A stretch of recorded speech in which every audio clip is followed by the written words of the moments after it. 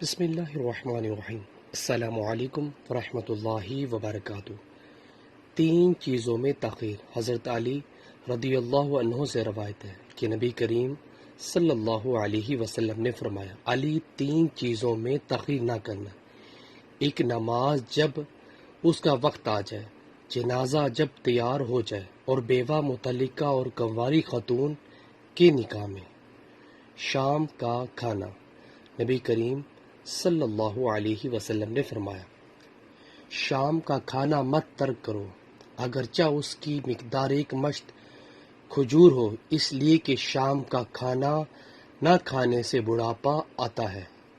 آپ صلی اللہ علیہ وسلم نے فرمایا، تم میں سے کوئی شخص ایماندار نہ ہوگا جب تک اس کے والد اور اس کی اولاد اور تمام لوگوں سے زیادہ اس کے دل میں میری محبت نہ ہو جائے۔ اللہ کا ڈر اور انعام۔